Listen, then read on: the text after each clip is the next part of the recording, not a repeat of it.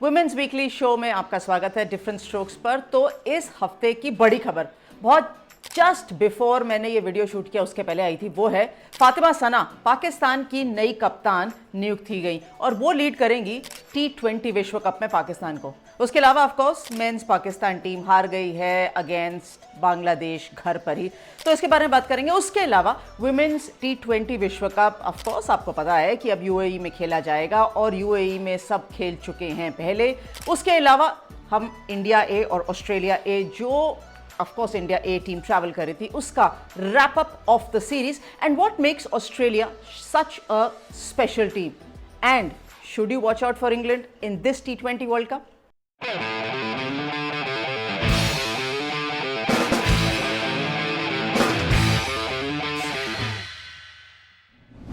Different strokes में different बातें करना हमारा काम है और सबसे पहले की डिफरेंट बात यह है कि जो पाकिस्तान की मेंस क्रिकेट टीम है वो घर पर एक बार फिर टेस्ट मैच हार गई है। होस्ट कर रही है बांग्लादेश को और रावलपिंडी के अंदर पहले उन्होंने जब डिक्लेयर कर दिया तो लगा कि शायद उनको ये लगा होगा कि वो आउट कर लेंगे बांग्लादेश को, लेकिन बांग्लादेश ने पहली इनिंग्स में लीड ले ली। Mushfiqur Rahim class 100 not for the first time but फिर से एक बारी एक सीनियर स्टेट्समैन खड़े होते हुए। और उसके बाद क्या था, वापस जब उन्होंने पाकिस्तान को जल्दी आउट कर लिया तो मेहदी हसन मिराज, भाई आप बांग्लादेश का बैटिंग ऑर्डर देखिए, वैसे हम किए डिस्कशन किसी और दिन करेंगे, लेकिन मेहदी हसन मिराज जो कि इतने बढ़िया ऑलराउंडर हैं, इतना नीचे बल्लेबाजी करने आते हैं, लेकिन अपनी यूटिलिटी कैसे साबित करनी है जब गेंद उनके हाथ में होती है ना, तो किसी ना किसी तरीके से अपनी प्रेजेंस फेल्ट करा ही देते हैं। हालांकि Mushfiqur Rahim player of the match रहे, लेकिन पाकिस्तान अपने घर पे टेस्ट हार गया। अब तो या तो सीरीज बराबर होगी या बांग्लादेश सीरीज जीतेगा, क्योंकि 2 ही टेस्ट मैच हैं। दूसरी बड़ी खबर यह है कि पाकिस्तान ने नियुक्त कर दिया है फातिमा सना, जो एक बहुत ही यंग उभरती हुई खिलाड़ी है। In fact she is been around the international cricket over the last 4-5 years and मुझे लगता है कि वो सच में बहुत टैलेंटेड है। लेकिन उनको T20 विश्व कप के लिए कप्तान नियुक्त कर दिया। निदादार टीम में हैं, बिस्मा मारूफ के जाने के बाद निदादार बनी थी और टीम में अनाउंस कर दी पाकिस्तान ने। तो मुझे ऐसा लगता है कि ये बहुत जल्दी है फातिमा सना के लिए। क्यों? क्योंकि of course she is still finding her feet at international level और प्लस उस टीम के अंदर जो है सीनियर खिलाड़ी ऑलरेडी मौजूद है। तो क्या ये सही है कि आपने फातिमा सना, जो एक उभरती हुई खिलाड़ी है, उनको इतनी बड़ी रिस्पॉन्सिबिलिटी दे दी, प्लस वो भी रिस्पॉन्सिबिलिटी कि सीधा जाइए विश्व कप में आप कप्तानी करिए। रिस्पॉन्सिबिलिटी देना कोई प्रॉब्लम नहीं है, बड़ी अच्छी चैलेंज है, क्योंकि अगर एक अच्छा प्लेयर है तो वो जरूर लेगा, पर क्या ये थोड़ा जल्दी नहीं है? आपको क्या लगता है? चलिए, अब क्योंकि यूएई के अंदर विश्व कप खेला जाएगा, 2 वेन्यूज आइडेंटिफाइड है और वैसे मैं आपको बता दूं कि पिछले कुछ वर्षों में ऑलमोस्ट हर टीम ने, काफ़ी सारी टीमों ने यूएई के अंदर क्रिकेट खेली है। भाई या तो आपको याद हो वुमेन्स T20 चैलेंज वहाँ खेला है, या सीरीज खेली है अगेंस्ट पाकिस्तान इन यूएई, या कैंप खेले गए हैं। तो ऑस्ट्रेलिया, इंग्लैंड, ऑफकोर्स पाकिस्तान तो खेलती है, इंडिया भी वेल वर्स्ड है कंडीशन से। लेकिन जो प्रिपरेशन बांग्लादेश के लिए करी गई होगी ना, वहाँ में थोड़ा सा चेंज आएगा, क्योंकि यूएई की conditions, that is of course Dubai के पिच और शारजा के पिच, एंड बांग्लादेश की दोनों ढाका एंड सिलेट में कंडीशंस में थोड़ा फर्क रहेगा। So that will remain as a challenge for every team, क्योंकि कंडीशंस डिफर हो गई हैं तो स्ट्रैटेजी भी डिफर होगी। अब ऑस्ट्रेलिया की स्ट्रैटेजी कभी भी डिफर नहीं करती, क्योंकि जब से विश्व कप शुरू हुआ है, 2009 में पहला T20 विश्व कप खेला गया था, तब उन्होंने मौका दिया था इंग्लैंड को जीतने का, क्योंकि वो घर में विश्व कप खेल रहे थे, होस्ट कर रहे थे। तो उन्होंने कहा चलिए आप विश्व का 50 ओवर चैंपियन है, T20 भी जीत जाइए। ये मेरा बिल्कुल मजाक था। लेकिन उसके बाद ऑस्ट्रेलिया ने मौका दिया नहीं। 2016 में मुझे याद है कि बहुत बढ़िया तरीके से वेस्ट इंडीज जीता जरूर था T20 विश्व कप, लेकिन उसके अलावा Australia has been absolutely a dominating team in T20 world cup. वैसे 50 ओवर में डोमिनेट करते हैं, वो मौका देते ही नहीं है। इंडिया को 2-3 बार दे चुके हैं, वो मैं किसी और दिन आपको बताऊंगी, लेकिन इंडिया भी बस वो क्रॉस कर नहीं पाई। तो चैलेंजेस हैं, लेकिन ऑस्ट्रेलिया इतनी डोमिनेंट टीम क्यों है?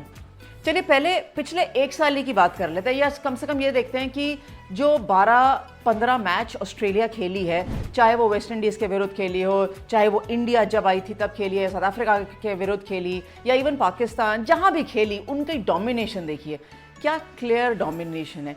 और जब इंडिया के सामने ऑस्ट्रेलिया खेलता है तो रिकॉर्ड हम बस बोल नहीं सकते, बता नहीं सकते, क्योंकि बड़ी मुश्किल से इंडियन टीम जीतती है पर बड़ी मुश्किल से। और पिछले कुछ 2 साल में तो वो रिकॉर्ड और भी बहुत ख़राब है। तो चलिए हम रिकॉर्ड्स की तरफ तो जाएंगे नहीं, हम ये कहेंगे कि ऑस्ट्रेलिया की जो स्ट्रेंथ है वो है उनके ऑलराउंडर। अब एलिस पेरी, इनको तो आप अच्छे से जानते हैं, एशले गार्डनर, इनको भी आप बहुत अच्छे से जानते हैं। किम गार्थ वो भी आप अच्छे से जानते हैं क्योंकि ये सब यहाँ खेल चुके हैं। एनेबल सदरलैंड को आप अच्छे से जानते हैं। तो अगर ऐसे ऑलराउंडर्स टीम के अंदर रहेंगे तो यकीनन जो टीम की स्ट्रेंथ है वो निकल कर आएगी। तो वो मुश्किल से 1 या 2 बैटर खिलाते हैं। वैसे तो बेथ मूनी को भी ऑलराउंडर ही गिन लेना चाहिए क्योंकि विकेट कीपिंग भी कर लेती हैं। और 1 या 2 बॉलर खेलते हैं मुश्किल से, बाकी सारे ऑलराउंडर खेलते हैं और ताबड़तोड़ ऑलराउंडर्स हैं। ये इनकी स्ट्रेंथ है। इसलिए अगर कभी मुश्किल चुनौती भी आती ना, उसको ही पार पा लेते हैं। एक और टीम है इंग्लैंड, जिसके लिए मैं हमेशा कहती हूँ कि we should watch out for. और इंग्लैंड का रिकॉर्ड पिछले 12 महीनों में देख लीजिए। चाहे ये न्यूजीलैंड के सामने 1 सीरीज खेले हों, ये 2 सीरीज खेले हों, इन्होंने डोमिनेट ही किया है। उसके अलावा पाकिस्तान को भी घर बुला के बिल्कुल मेहमान नवाजी नहीं दिखाई थी, वहां भी जीत गए थे। इंग्लैंड तो जब खेलता है जीत जाता है। इनफैक्ट उनका तो रिकॉर्ड ऑस्ट्रेलिया से भी बेटर है। तो मुझे ऐसा लगता है कि इंग्लैंड के ऊपर भी ना इस विश्व कप में नजर रखनी चाहिए। विस्तार में हम बात करेंगे कि टीम की क्या स्ट्रेंथ है, क्या स्ट्रैटेजी हो सकती है, वो किसी और दिन। लेकिन England is also a very strong team. अब मेहमान नवाजी की बात है तो ऑस्ट्रेलिया ने इंडिया ए को घर बुलाया और उन्होंने बोला आइए पहले हम आपको T20 श्रृंखला हराएंगे, उसके बाद चलिए आइए आपको एक मौका देते हैं वनडे मैच जीतने का, जिसमें मुझे लगता है प्रिया मिश्रा ने बोला मुझे एक मौका ही काफ़ी है इम्पैक्ट क्रिएट करने के लिए। लेग स्पिनर है, दिल्ली से खेलती हैं। तो 2-1 से जो रहा वो स्कोर लाइन रहा वनडे सीरीज का।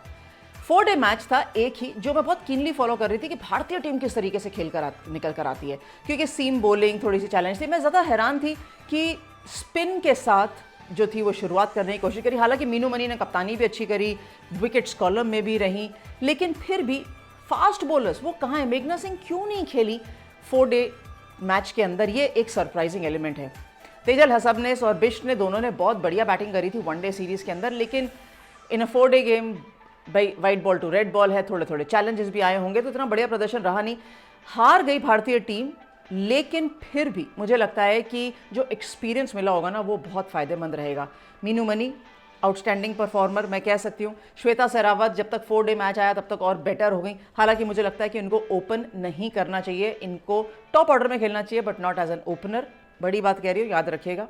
इसके अलावा ऑफकोर्स तेजल हसबनेस एंड बिष्ट दोनों ने बढ़िया प्रदर्शन करके दिखाया। सो प्रिया मिश्रा, इनके लिए बहुत ओपन चांसेस मिलने वाले हैं, क्योंकि वापस आएंगे तो ये एक दिल्ली प्रीमियर लीग में भी खेलेंगी और फिर वहाँ से प्रदर्शन करती करती डोमेस्टिक क्रिकेट में जाएंगी। सो अपॉर्चुनिटीज़ इनके लिए बहुत अच्छी हैं।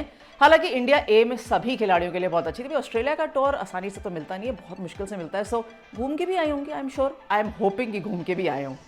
चलिए, अब T20 विश्व कप बहुत जल्दी आने वाला है। इनफैक्ट लेस देन 6 वीक्स दूर है। तो जमीमा रॉड्रिक्स इस समय वेस्ट इंडीज़ में खेल रही हैं, CPL खेल रही हैं, अच्छा खेल रही हैं, लेकिन 1-2 बारी अच्छा खेलते खेलते आउट हो गई हैं। जुलन गोस्वामी उस टीम की मेंटर हैं एंड शिखा पांडे भी उसी टीम के अंदर खेल रही हैं। सो थोड़ा सा एक्सपीरियंस उनके पास है। लेकिन भारतीय टीम जो है वो अब अगले महीने, that is of course in the month of September, camp करेगी, ट्रेनिंग करेगी और प्रिपेयर करेगी, क्योंकि कोई इंटरनेशनल सीरीज भारतीय टीम के लिए लाइंड अप नहीं है। लेकिन बाकी इंटरनेशनल टीम्स 4 इनमें से ऐसी हैं, दैट इज इंग्लैंड, आयरलैंड जो इंटरनेशनल सीरीज खेलेंगी, एंड ऑस्ट्रेलिया एंड न्यूजीलैंड। वैसे ये जो टीमें आसपास रहती है ना, इनके पास बड़ा फायदा है कि एक चुटकी बजाते हैं और कहते हैं चलिए आज इंटरनेशनल सीरीज खेल रहे हैं। तभी तो इंग्लैंड और आयरलैंड सीरीज खेलने वाले हैं, वनडे भी खेलेंगे, T20 भी खेलेंगे। इनके लिए बड़ा अच्छा प्रिपरेशन है। हालांकि 10 दिन में सीरीज खत्म हो जाएगी। और दूसरी तरफ न्यूजीलैंड और ऑस्ट्रेलिया भी आमने सामने रहेंगे। कह रहे हैं चलिए ऐसा करते हैं 3 T20 खेलते हैं, इससे पहले कि दोनों इकट्ठे चले जाएंगे UAE की तरफ, लेकिन पहले 3 T20 खेलते हैं। तो कम से कम ये चारों टीमें जो हैं, हालांकि Ireland is not a part of the T20 world cup, लेकिन फिर भी जो 3 टीमें हैं वो तो है ना, उनके लिए तो अच्छा खासा मैच एक्सपीरियंस, एक्सपोजर मिल जाएगा। तो कोई बात नहीं, अब देखेंगे विश्व कप के अंदर कौन क्या करता है। तो ये मैचेस आने वाले हैं। लेकिन इसके अलावा और क्या आने वाला है? इसके अलावा ये आने वाला है कि जो मारिजान काप है, south African player Delhi capital से खेलती हैं। आप बिल्कुल जानते हैं अभी कितनी जोर से उन्होंने शॉटें मारी थी हमारे बॉलर्स को। वो आई हुई थी इंडिया। तो जब हमने उनसे बातचीत करी, मैंने 2 मुद्दे, वैसे मैंने बहुत सारी चीज़ें पूछी जो आप ऑफकोर्स डिफरेंट स्ट्रोक्स पे वीडियो आ चुका है, नहीं देखा? देखिए झलक। Marizan Kapp has probably done a lot of things in the last few years, achieved a lot of success as well. In the next 5, 7, 8, 10 years, what is it that you possibly think would be associated with the game? In which manner, if you want to be associated, that is, and what is it that will interest you?